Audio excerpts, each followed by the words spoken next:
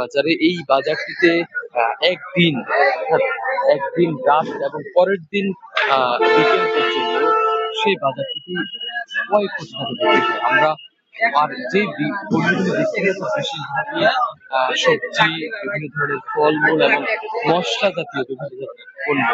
আমরা এই বাজারটিতে আসার আগে আমরা কুমিল্লার এই নিমসার বাজার সম্পর্কে জানছিলাম। এই বাজারের ব্যবসায়ীরা আমাদেরকে যেটি জানিয়েছেন, শত বছরের ঐতিহ্য কুমিল্লার এই নিমসার বাজারে সবচেয়ে বেশি সবজি বিক্রি হয়। বিশেষ করে কুমিল্লার আশপাশের এলাকা অর্থাৎ বড়িচং, বরুড়া সহ আশপাশের এলাকায় উৎপাদিত যে সবজি সেগুলি কিন্তু কুমিল্লার এই নিমসার বাজারে আনা হয় এবং কৃষকদের সরাসরি উৎপাদিত এসব পণ্য কুমিল্লার নিমসার বাজারের এই অংশটিতে বিক্রি হয়। আমরা এই বাজারে আসার আগে আমরা যেটি এই বাজারে এসে যেটি জানতে পেরেছি, এই বাজারটিতে মূলত শুধু কুমিল্লা নয়, আশপাশের বিভিন্ন জেলার ক্রেতারা আসেন এবং প্রায় পাইকারি পণ্যগুলি এই নিমসার বাজার থেকেই তারা কিন্তু কিনে নিয়ে যান। তবে আমরা এই বাজারটিতে আসার আগে আরো একটি গুরুত্বপূর্ণ তথ্য জেনেছি, যেটি কুমিল্লার সহ কুমিল্লা ছাড়াও বাংলাদেশের যে উত্তরবঙ্গ অর্থাৎ রাজশাহী এবং খুলনা, রংপুর জেলা বিভাগের যে জেলাগুলি রয়েছে সেই জেলাগুলি থেকেও কৃষকরা আসেন এবং তাদের পণ্য কিন্তু এই যে ট্রাকগুলিতে তারা কিন্তু নিয়ে আসেন।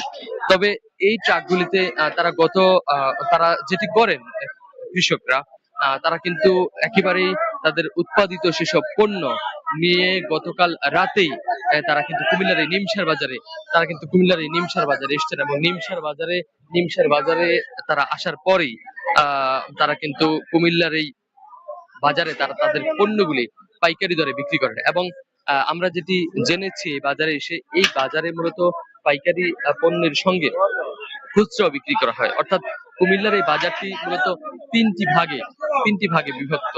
বিশেষ করে একটি ভাগে রয়েছে আড়ত, দ্বিতীয় ভাগে রয়েছে সবজির বাজার এবং তৃতীয় ভাগে রয়েছে ফলমূলের বাজার। অর্থাৎ এই বাজার কিন্তু তিনটি ভাগে বিভক্ত, যে কারণে এই বাজারে যেমন পাইকারি পণ্য বিক্রি করা হয়, সেই সঙ্গে খুচরা পণ্য বিক্রি করা হয়। আমরা বাজারটিতে এসে জেনেছি কুমিল্লার এই নিমসার বাজারটি প্রায় শত বছরের পুরনো ঐতিহ্য এবং এই বাজারে প্রতিদিন প্রায় 15 থেকে 20 কোটি টাকার সবজি বিক্রি হয়।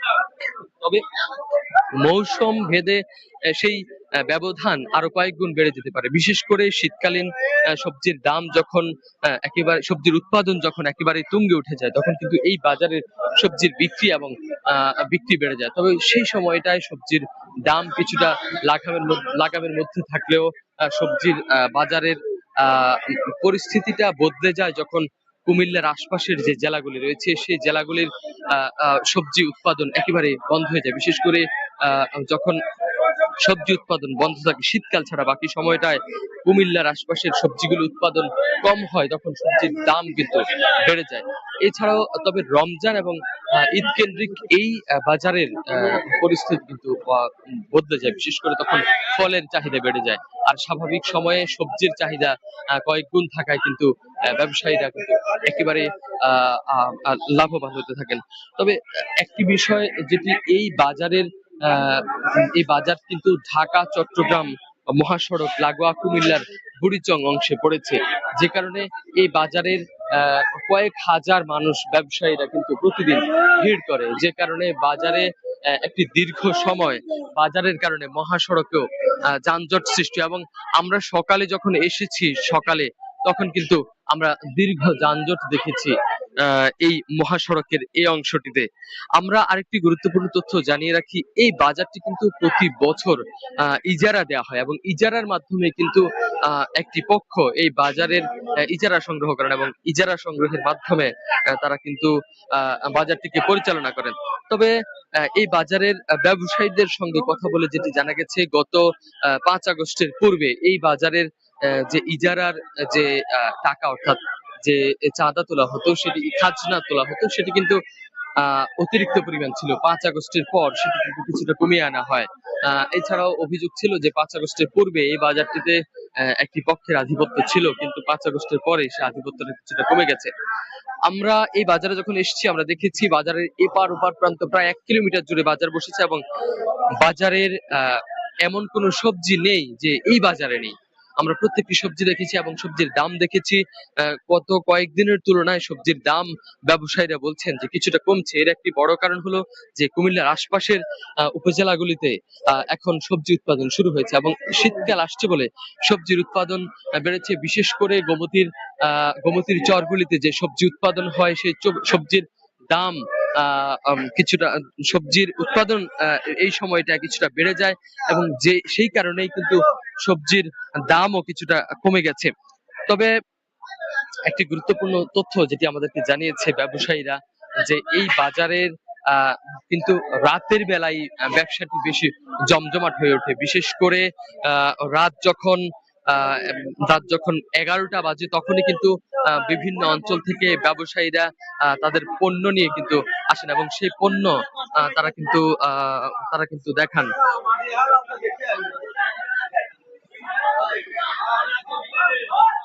আমরা এই বাজারে এসে আরেকটি গুরুত্বপূর্ণ তথ্য জেনেছি যে এই বাজার কিন্তু রাত 11টা থেকে একদম ভোর 3টা পর্যন্ত এই বাজার কিন্তু চলমান থাকে এবং এই বাজার যতক্ষণ চলমান থাকে ঠিক ততক্ষণ কিন্তু এই বাজারের যারা ব্যবসায়ীরা রয়েছেন এই সঙ্গে ব্যবসায়ীদের সঙ্গে বিভিন্ন ধরনের হোটেল রেস্টুরেন্টে তারা খাবার খান, সেই বাজারটিও কিন্তু সেই অংশটিও কিন্তু চাঙ্গা হয়ে ওঠে। এবং এই বাজারের ব্যবসায়ীরা জানাচ্ছিলেন যে রাতেই কিন্তু এই বাজারটি, অর্থাৎ ভোর রাতের দিকে এই বাজারটি কিন্তু বেশি জমজমাট থাকে এবং যে কারণে ভোর রাতে ব্যবসা তারা বলছিলেন যে রাত 12টার পর থেকেই বাজার কিন্তু একেবারে জমে ওঠে এবং ভোর 3টা পর্যন্ত সে বাজার একেবারে রমরমা থাকে। বাজারে ব্যবসায়ীদের হাঁকডাক থাকে এবং দূর দূরান্ত থেকে ব্যবসায়ীরা, পাইকারি ব্যবসায়ীরা আসেন এবং খুচরা ব্যবসায়ীরাও আসেন। সেখানে একটি ব্যবসায়ীদের মিলন মেলা ঘটে।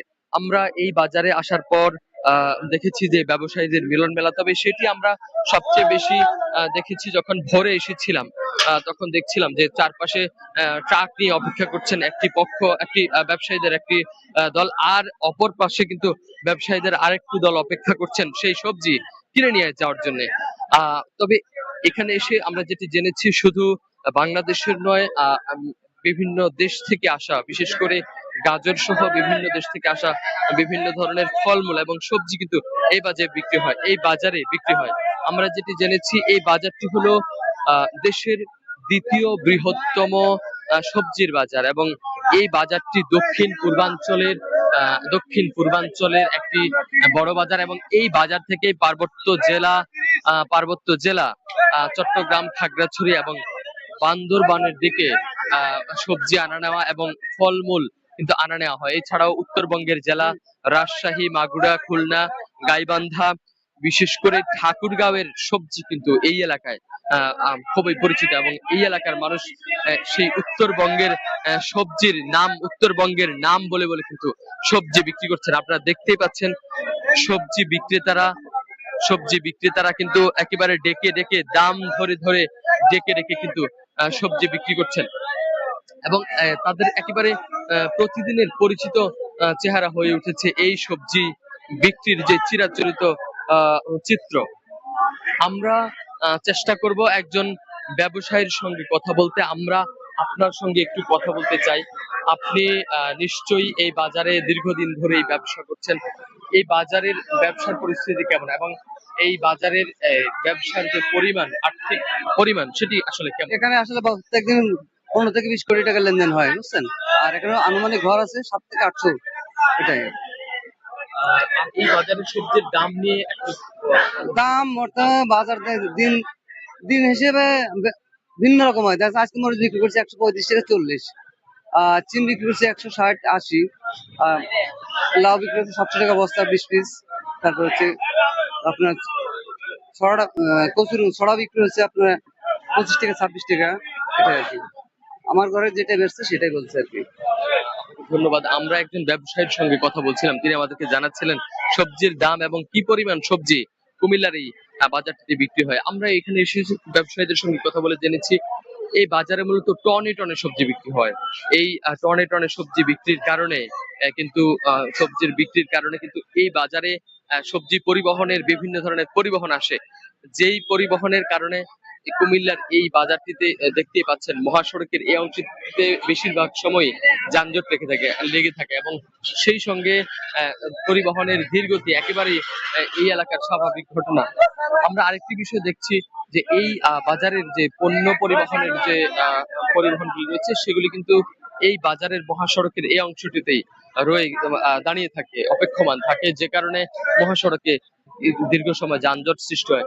আমরা যদি দেখাই যে ট্রাকে ট্রাকে যে সবজি এসছে, এই সবজি মূলত উত্তরবঙ্গ থেকে আসা, এবং এইসব সবজি বলা হয় যে দেশের বাইরে থেকেও সবজিগুলি আসে এইসব ট্রাকে করে, এবং সেই সবজি কিন্তু বিক্রি হয়। তবে এই নিমসার বাজারের সবজির যে দাম, সেই সবজির দামের কারণে কিন্তু সবজির দামের কারণে কিন্তু আহ এই এলাকার যে মানুষ, এই এলাকার বাসিন্দাদের সবজির আহ দামের একটি তারতম্য সৃষ্টি হয়। অর্থাৎ এই বাজারে যদি সবজির দাম বৃদ্ধি পায়, তাহলে আশপাশের যে এলাকা রয়েছে, বিশেষ করে কুমিল্লা সহ চট্টগ্রাম অংশের, অর্থাৎ বৃহত্তর কুমিল্লার যে বাজারগুলি রয়েছে, বৃহত্তর কুমিল্লার যে এলাকাগুলি রয়েছে, সে এলাকার কিন্তু সবজির দামের ওঠানামা হয়, যে কারণে এই বাজারটি কুমিল্লার দক্ষিণ পূর্বাঞ্চলের একটি গুরুত্বপূর্ণ বাজার। কুমিল্লার ডিমসার বাজার থেকে আব্দুল্লাহ আল মারুফ, স্টার নিউজ।